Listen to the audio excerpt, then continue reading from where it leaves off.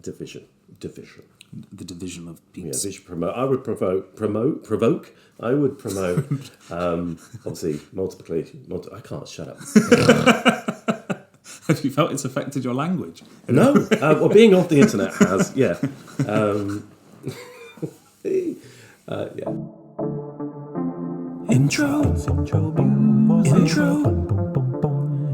music. Intro. Yes, intro. Bass. Intro. Tiny guitar. There he is. Hello and welcome to no, not the strings, turn the strings off. Better. Now, volume down a bit. Good. Okay. Hello, actually fuck it. Get rid of it. Hello and welcome to the Unsociable Actor, episode 7. I'm your host, Paul Tonkin, and I am an actor who is not on social media. And in a change to normal episodes, I'm the one being interviewed. Ooh, get you and you being you. Unsociable actor. I thought it was about time to let you, the loyal listeners, know a bit more about me and why I'm even making this podcast and the journey I've been on. Yes, we love a journey. I mean, no one asked, but I've done it anyway. A lot has changed since I began this podcast. Twitter has a new rival in the form of Threads, and Twitter itself has rebranded as a letter? A porn site, is it? Or whatever that X stands for. The news doesn't even know what to call it. If it's not Twitter, aka X, it's X, formerly Twitter, or X, the artist formerly known as Twitter. No, very funny. One thing is for sure, Elon isn't going to stop spraying his musk over social media anytime soon. So I'm staying away. So sit back and listen to me chatting with, / being interviewed by, episode 1's guest, Nico. Also, stick around to the end, if you like, for there is a bonus song. The interview. Tete-a-tete. Welcome to the interview. Today's guest is me. And today's interviewer is Nico. He said he wanted to come back, and he is back. Yes, it's me. I'm back.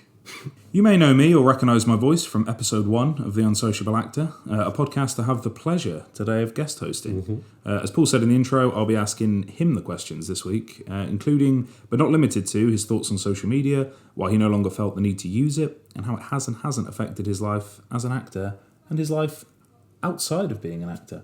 First and foremost, in some ways, most importantly, what have you been up to? Well, I've been doing this podcast, which has been very fulfilling. No, apart from doing this podcast, I am writing a play at the moment. I am doing various self-tape for Christmas castings, for Christmas adverts, and plugging away at being an actor at the moment. Not bad. You mentioned that the podcast has been quite fulfilling, which kind of leads me into the next question anyway, although there's a couple of things there I want to go back to. But in terms of being fulfilling, why did you start the podcast in the first place, and has it been fulfilling in that sense? Yeah, in that sense. In that sense. I started the podcast because I wanted to keep being creative, and I feel like part of me was being lazy, I think. And I wanted to kind of, in some way, it's created my own social media. I'm meeting people, talking to people, and having a presence on the internet in some way or another. So I did it to stay creative and to just do it, you know. I can overthink things too much, and I wanted to just jump in and create a podcast and say I've done it. That's interesting. So you mentioned, since starting the podcast, and I know you've worked on it before, you've like dabbled, but I've done a bit of writing as well. So the fact that you mentioned you've started writing a play, do you think doing the podcast massaged a creative muscle that got it going, or do you think it was just the action of, like you said, creating something that opened the floodgates to be like, now I've remembered what it's like to just start something from scratch. Let's apply that to other things. Yeah, the last. I was, during lockdown, I started to always go back to bloody lockdown, but I started to write a lot more music. Yeah. I hadn't done for a while. And I think the podcast is an amalgamation of creativity as an actor and as a musician. And it's brought it all together, and it's unleashed more creativity. So I'm not scared of putting pen to paper, writing a script again, or writing music and not overthinking it. Actually, creating new sounds that I wouldn't necessarily do. Interesting.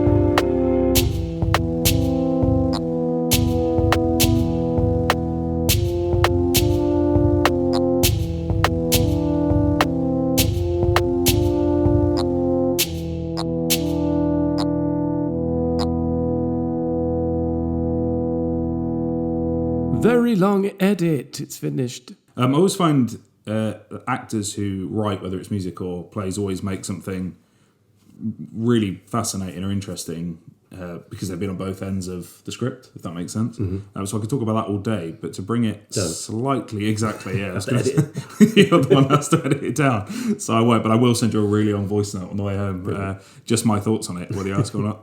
But which is also related to social media in a way. Mm-hmm. But to bring it back to the topic of social media, when you were still active on it, what was social media like for you? A distraction. I think it's a tool to switch off and switch on at the same time. But for me, it filled up gaps when I wasn't acting, and it kind of made me feel like I was acting or still socialising, still keeping my foot in the door when I wasn't really. Not doing anything, just kind of treading water. I'm waffling now.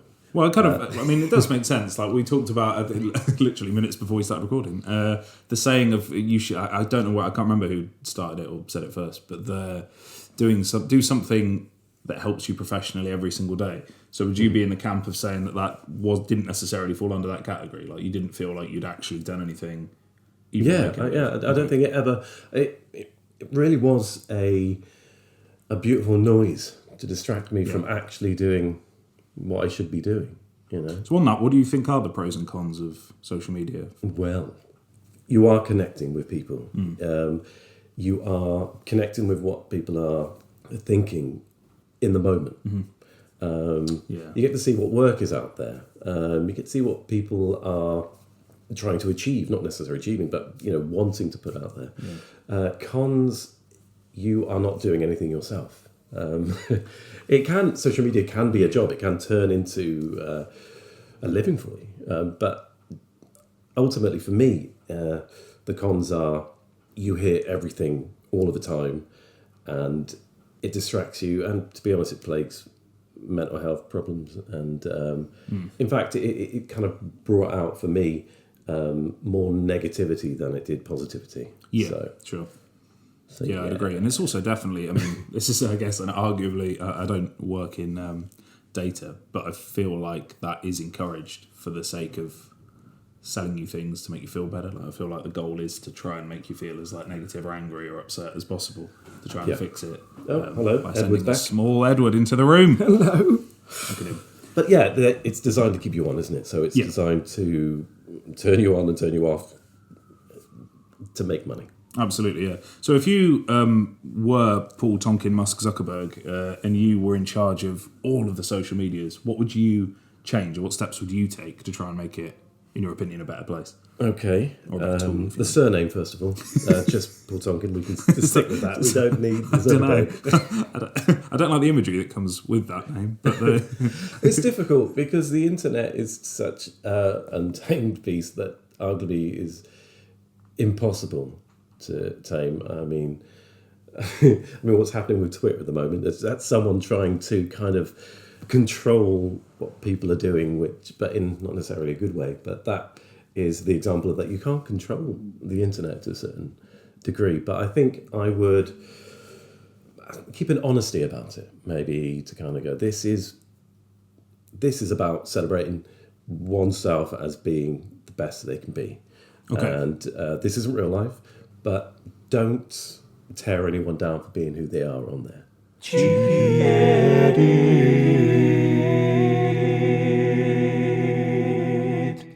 Okay, nice. I think you've probably covered this, but just to be clear, like as the main number one reason or the overarching thing at the moment, what keeps you off of it? The social media, not the internet, just to be clear, because obviously you're on the internet. Yes, I'm on the internet. I'm not mad. Yeah, complete hermit. What keeps me off of social media? Mental health. Keeping clarity of my mind. I do miss it. I mean, I want to get on it in a really controlled work manner, but I stay off it just to try and be me and to keep the noise out of my head. You know, Sure. It's beautiful to have everything now, but it really is too much. It's an overload. It's an information overload for my brain, and one that I can't have. Yeah, absolutely. Yeah, that makes sense. So obviously it's the Unsociable Actor podcast. So as an actor, work-wise, how's it been going so far, being off social media? Well, that's interesting because I did. One of the reasons I'm doing this is because I felt like I was going to possibly miss work. Yeah. And I haven't. I've been getting work just as irregular and regular as I was doing when I was on social media.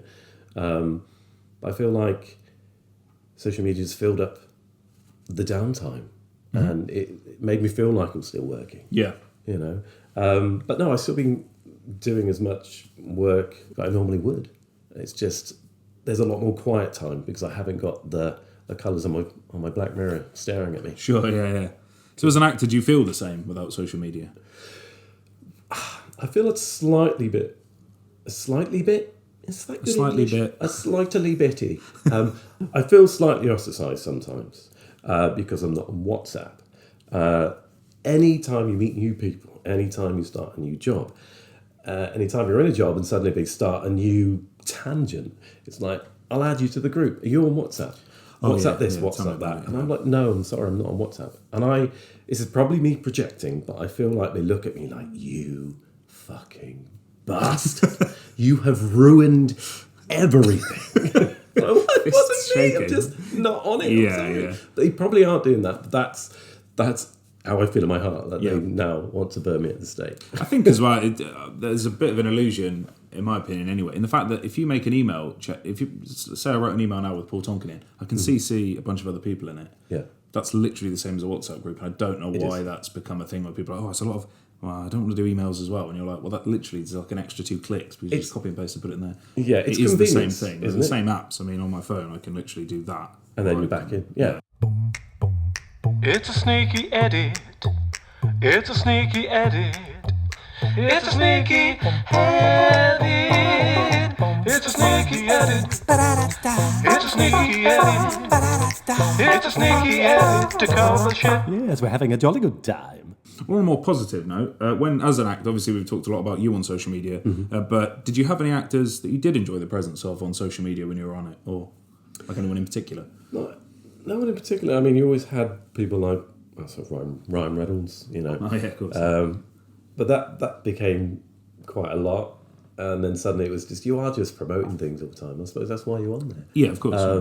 But no one in particular. It was always nice just to see a few behind the scenes shots and stuff like that. That's the thing.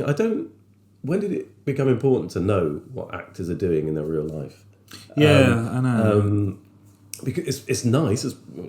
It's great to hear that, but there are still actors out there who aren't on social media, and I really respect their work, and they respect the fact that that's what you need to know about them. You don't need to know what they have for breakfast, or who they're dating, or I don't know who they vote for. I suppose that's important, but not when I'm watching them play someone else. Totally, I'm not watching them being them. Yeah, and I also have never. Maybe it's just me. I've never not enjoyed a performance because I don't know what that person does in their spare time. You know, the actors that are just not on social media. I've never been halfway through something with Tom Hiddleston and just been like, God, I really enjoy this if I know what his favourite colour was or something. Because it really doesn't matter if you're like... But then I suppose there's a whole industry now about films and theatre that aren't actually anything to do with the product. a film and theatre. Do you know what I mean? It's just a case of like selling opinions, I suppose. But yeah, that's really But you're right. interesting. I've never watched, I don't know, De Niro and go, I don't believe him anymore because he doesn't like Manchego. Yeah, exactly. Yeah, exactly that. Yeah. He hates Manchego, doesn't he? Manchego, no. Not for me. Cheesy, no, not for me. Okay. Again, we could talk like Robert De Niro all day, which would be brilliant, but it would be a different podcast. So back on the subject, if you should you return to the world of social media, would you continue this podcast? Would you end the podcast? Would you start a new one on a different theme? Would you modify it? Because obviously the show does rely on you not It's to be tricky, on it. isn't it? Yeah, it is a weird position to put yourself in.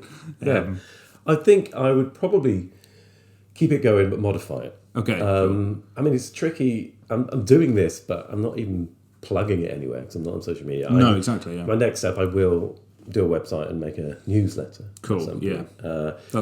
But generally, I think I'm going to just keep going with this, but then modify it. Keep the same title, but just tweak it to navigating social media. Now I'm on it, and the natural evolution of myself, because it's an extension of myself, so it can evolve with me.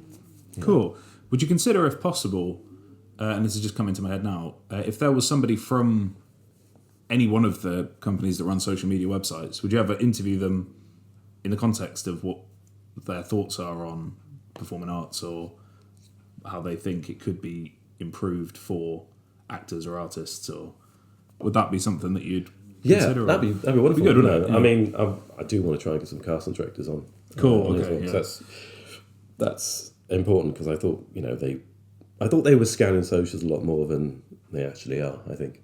Yeah, I'd like to know a bit more. On that though, professionally, has it come? You mentioned you've had a lot of auditions and castings and things recently. Oh, so many. Just non-stop. I wish you'd stop talking about it. I know. Because it makes me feel like an idiot. But Sorry. has it come up at like you said with casting directors and things in real life? Has anyone mentioned social media to you in any casting scenario? Or I have had people at auditions, in person auditions, saying, "Oh, I couldn't find you on social media. Are you on Facebook?" Yeah. No, I'm not. And also, when I've been doing castings, filling in the forms, when you have your own information and your agent's information, underneath it has socials. You know, put your handles and this, that, and the other. And I just put NA.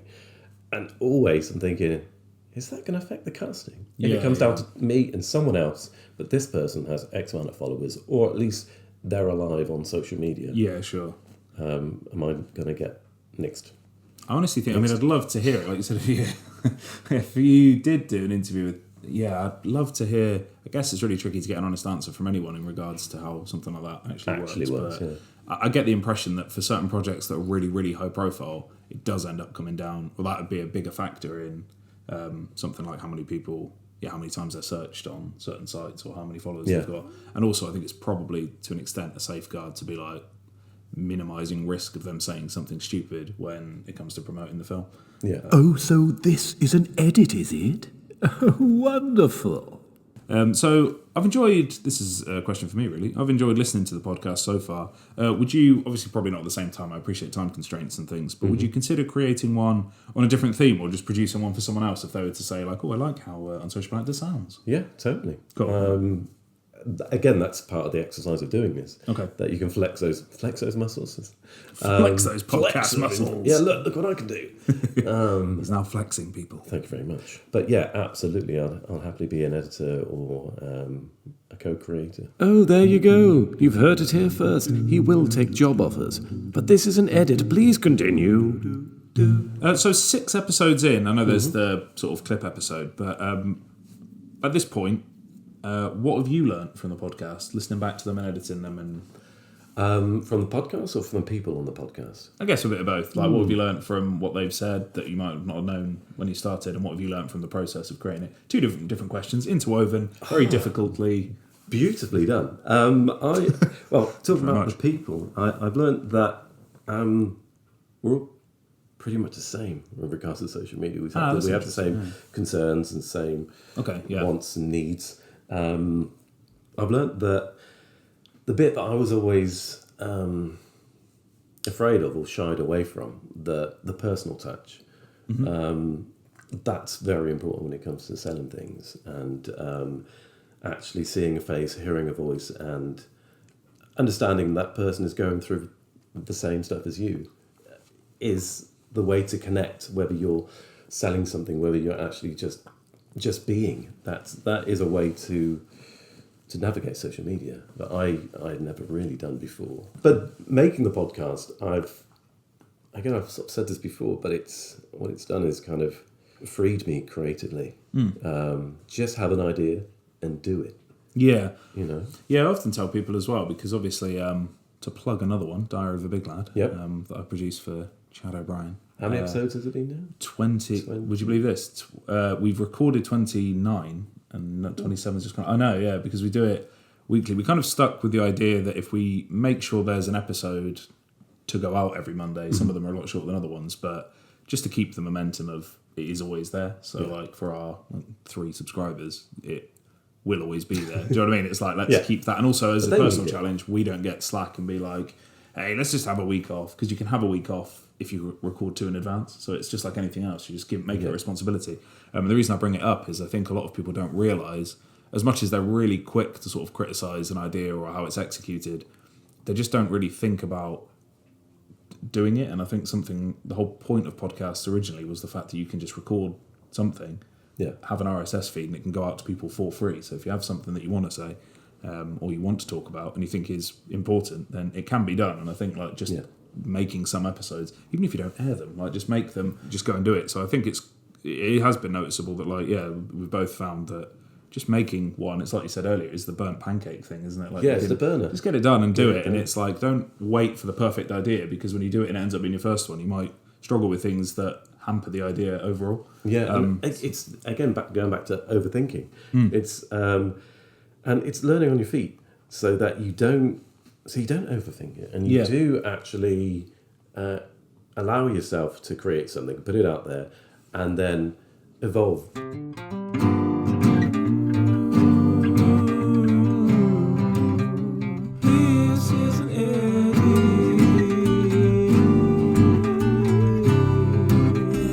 Overindulgent. You mentioned mental health earlier. Has that played a big part in why you're not on social media? Yeah, I think so. I needed time to gather my thoughts rather than millions of thoughts being thrown in my face. I think like the worst thing about social media, mental health wise, is just the small stuff that can eat away at you. Deciding to post something, writing it, that can take up to 2 hours. Rereading, rewording, and then hovering over the post button, then you post it, and then the stress of finding the wrong word or a spelling mistake. It sounds so minimal, but it eats away at me. And then waiting for those little dopamine heart hits of the likes, that kind of pick you up from that, but then ultimately drop you down because you get 5, and that is not important. Absolutely. It's like someone just coming in, just throwing you around for a bit and then throwing you on the floor. And you think, fuck, why did that happen? Why did I need that? Yeah, absolutely. Also, not to be too morbid, I start to think about life and death. Yeah. So whenever I pass, I don't want my partner or family members to have to clear up my internet presence and having to find passwords or whatever, and just still being alive online. I want to be in control of that. Yeah. Like for instance, a very, very, very good friend of mine passed away almost a year to the day, and which is quite sudden, and it's still difficult to process. But I realised I helped him create a Mandy account. Sure, yeah. A year or so before that, and I Googled it, realised it's still there, still open. Emailed them with proof, links to newspaper and this way, saying that this person has passed away. And they replied saying, thank you, but we need a family. Thank you. Oh, it's really good to know. But they replied saying, oh, sorry to hear this, but we do need a family member to cancel this. Is that Right? So you want me to then contact family and say there's some more shit you have to deal with? No, that's not the. It's not the point. So I just left it. So that page is still there, but maybe I'll speak to the family at another point. But it's I don't know. It's another stress, and it really eats away at me, and I become less of the person that I try to be and I should be, if that makes sense. But now it gives me more time to be creative without it. So, for instance, writing songs. Yeah, and, sure.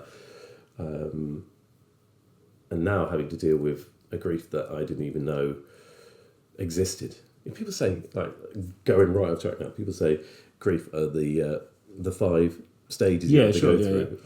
For those people who may not know, the 5 stages of grief are commonly known as denial, anger, bargaining, depression, and acceptance. But they don't tell you that it's not necessarily about order, and this record will keep on playing back and forth. Right. Okay. It's like 1, 2, 3, 4, 5 done. That's true, isn't it? Yeah, I remember this person fondly now. No, it's like 1, 2, 3, 4, 5, 5, 1, 1, 2, 3, 4, 5. Oh, keep going. Oh yeah, keep playing it. And I start to think I'm just wallowing in it, and maybe some kind of I don't know. I'm enjoying it or something. And again, I'm overthinking it. So it becomes, in some way, grief is now social media, and I'm overthinking it. I don't know. Well, I've waffled now. Yeah, I mean, it hasn't. But I guess the short answer is that social media didn't make it any better, did it? Like, no, it doesn't make it better. Yeah, and I like I said before, it didn't necessarily. For some people, might not make it worse, but for you, it didn't make it any better. So no, exactly. Kind of. But the good thing that come out of doing that is that I have been writing more songs, and I have written a song for the person who's passed away. Okay. It's kind of a song about dealing with grief, and it's something which I'd like to share, essentially, because I think it's good to talk about one, mental health, and then also and grief as well, which is something I never knew you had to really talk about it. You know, I'm not the best talker at the best of times, as you might find from this podcast, everybody. But the more I do talk and the more I share, the better the world, my world is. Sure, I'd also say I'm not bettering the world, I'm bettering my own world. I mean, I think in doing that, though, I think that's probably what art's, I mean, for me, is supposed to be for, isn't it? Like, as in you're reflecting something and other people can see themselves in it or take something from it. It's not necessarily about Disney's stocks and shares. No. It's about, like... So, yeah, and you'll share it on this Yeah, show? I'll put it at the end of end of this episode. Yeah, very nice, yeah. For everyone's listening pleasure, or just, wait and hear it first. Exactly. You heard it here first. But no, that's cool, yeah. No, I feel like, because it's kind of like the anniversary, it's something I want to share. So there you go. Very nice, yeah. I look forward to listening to that when you've finished editing the podcast. Well, it's nice to have a bit more of a background about what the show's about and what you're about. What are you up to for the rest of the day? Probably editing my stupid voice on this podcast. Good. Well, it's been great. Thanks again. Thank you for coming on and doing my job for me. That's all right, anytime. If there's anything else you want doing around the house or professionally, listen. Oh, okay, I'll do that before I go. A couple of shelves I can't reach. So. Okay. All right, sweet. Well, there you go. Thanks. Bye-bye. No worries. Bye.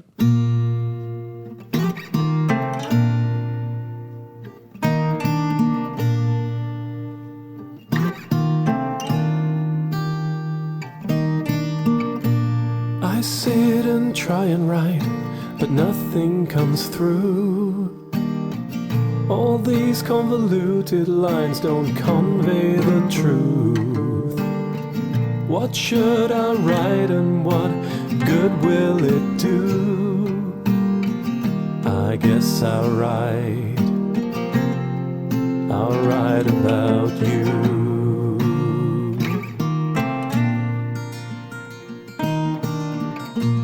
A song of love that comes right from the heart, so full of emotion I don't know where to start.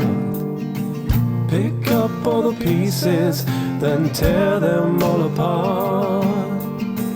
I guess I'll write one right from the heart. A song about you, a song about you,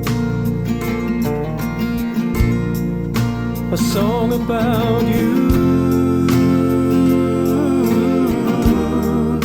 a song about you, a song for us to sing when we're feeling blue. We'll sing a song about you.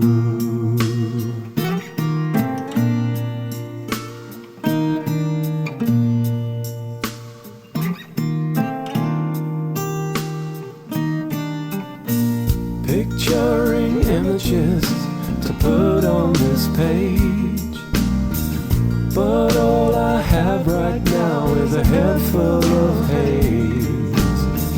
The tears of a clown should be seen on a stage.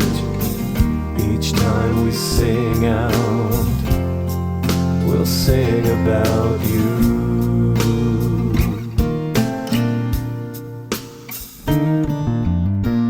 Each word I write is weaker than the last.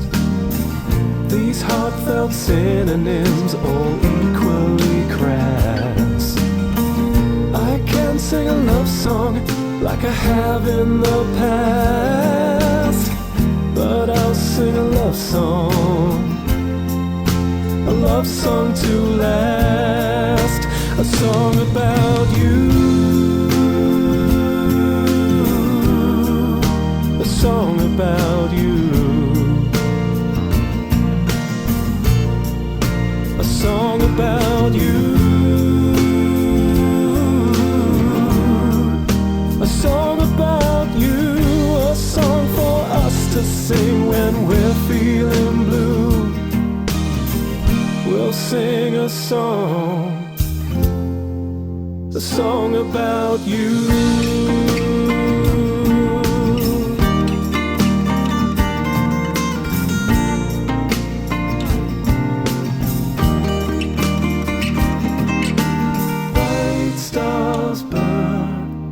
Bright stars burn out, but their light shines on.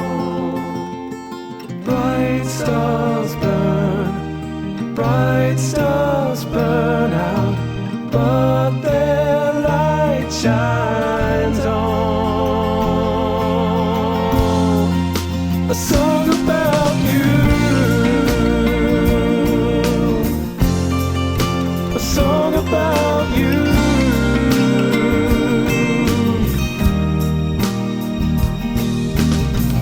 a song for us to sing when we're feeling blue. A song for us to sing when we're lost without you. A song for us to sing when we're feeling blue. We'll sing a song about you, a song about you.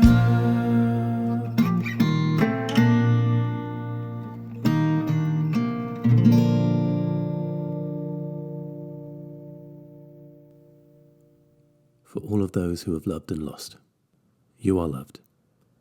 I should say many, many thanks to Pete, who helped produce this song and put up with me throughout the process. Thank you so much for listening to this episode and all the previous episodes. If you like the show, then please follow or subscribe wherever you listen to it. And also, love one another. I'll leave you with the outro.